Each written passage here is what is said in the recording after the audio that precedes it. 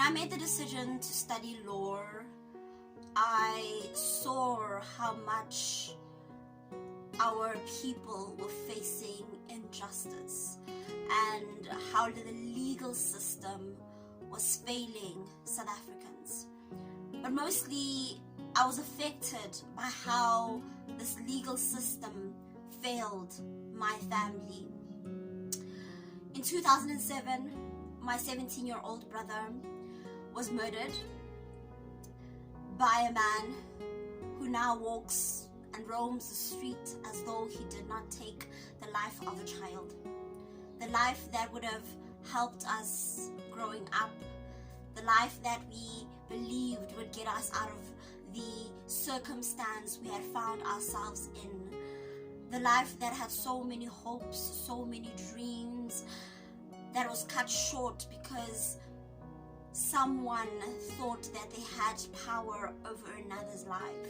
On today's Crime Corner, we will be speaking about one such injustice that was faced by the Lethoba family.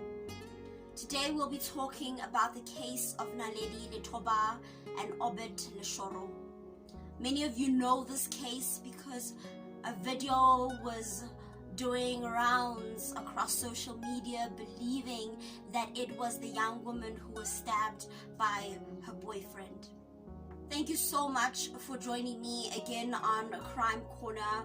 I'd like to thank everybody who has been watching these videos, everybody who's been sharing, everybody who's been part of bringing the victims' names out into the public, bringing the victims' names into the minds of the people who have been left behind. But before I get started with this video, I always say don't forget to like, don't forget to subscribe, don't forget to share, don't forget to comment, and also hit the notification bell so each time I post a video you know about it.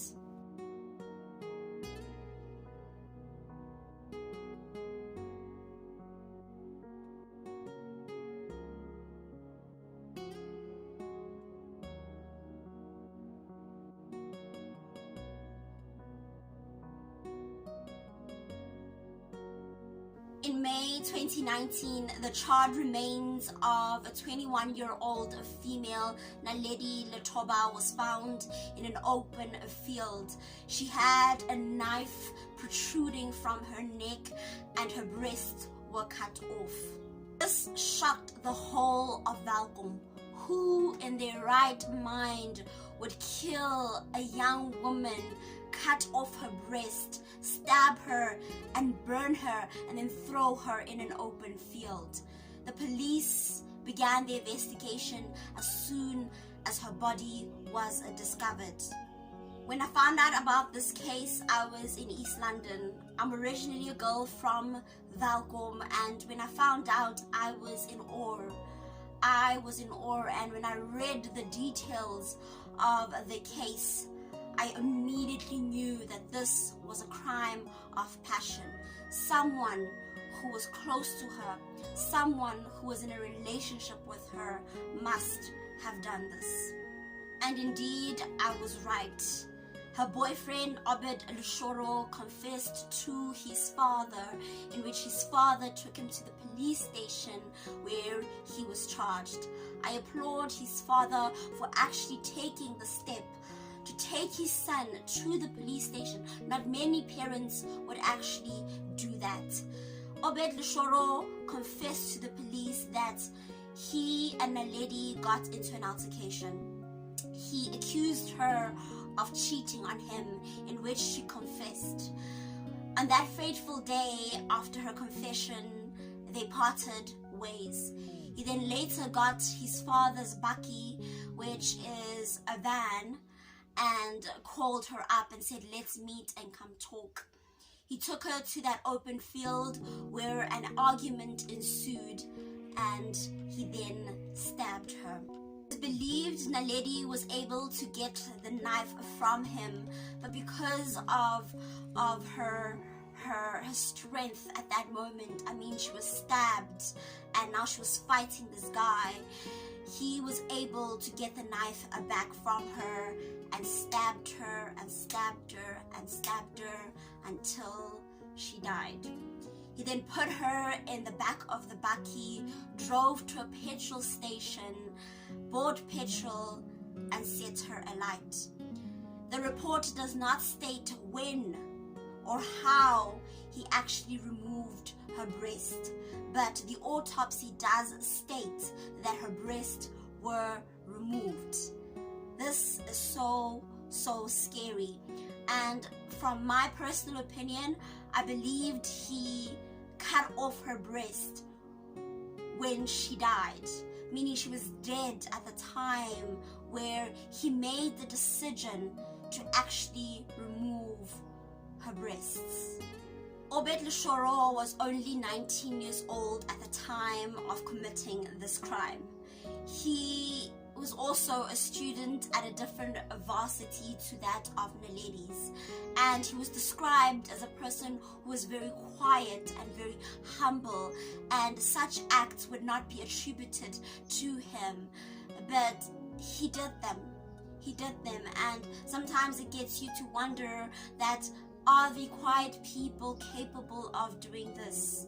You know, we always see quiet people and say, wow, they're so quiet, but do they have a devious side to them that they don't really expose to the public? This is not saying that every quiet person is capable of murder. I think we're all capable of murder, whether in self-defense or actually murdering someone out of the fact that you want to get something from them, or the fact that you're angry, or the fact that it's a crime of passion. The trial of 19-year-old Obede Leshoro went underway, and it received a lot of postponements, but eventually the judge came back with a sentence, and Leshoro was given 15 years in prison. Yeah, take that in. 15 years in prison for stabbing, for burning, for killing a young woman. Now my question is, what precedence does this set for similar crimes?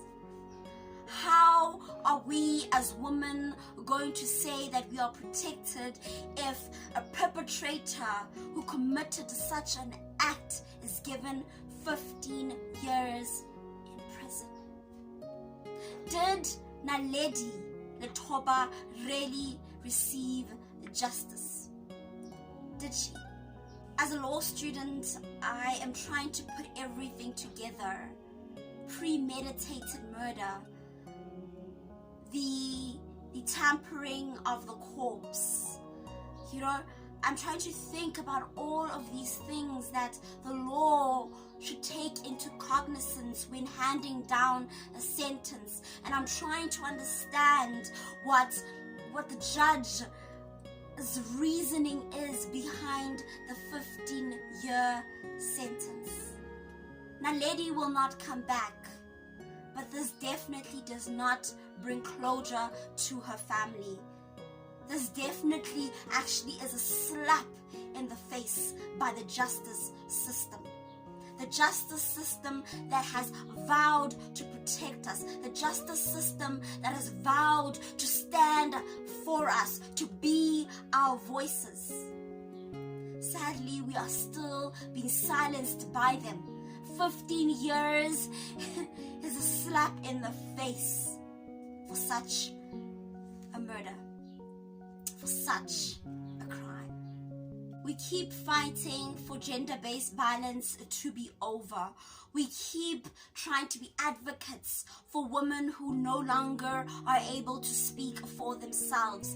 But if the justice system, if the legal system is not behind us, then we have already lost this battle. Like I said before, a precedent has been set.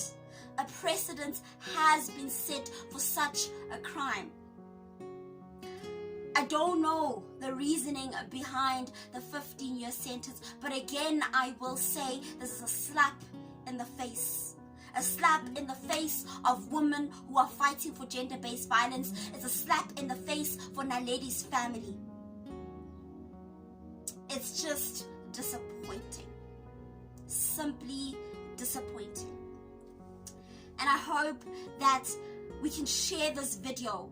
We can share this video to actually show how the justice system in South Africa is failing us on a continuous basis. This is a typical example. Out of many examples, this is one of them. It has truly failed us, and as South Africans, something must be done. I always say, today it is Naledi. Tomorrow it is your mother, it is your sister, it is your cousin who will go through the same injustice. Therefore, it is up to you and up to me to speak out on this. But that is it on this video. That is so sad. This video about Naledi Lethoba. Thank you so much for watching. Thank you so much for subscribing to this channel to actually, as I said before, get the names out there. I do have different series that will cater for different people, and if you feel as though this series is not for you, that is okay. There are other series that you can watch on my channel, but I feel this one is the most important because it speaks for the voiceless. Until the next video, do not forget to like, do not forget to subscribe, do not forget to comment, and of course, do not forget to share and hit the notification bell so each time I post a video, you know about it. Please do stay safe, and I love you very, very much.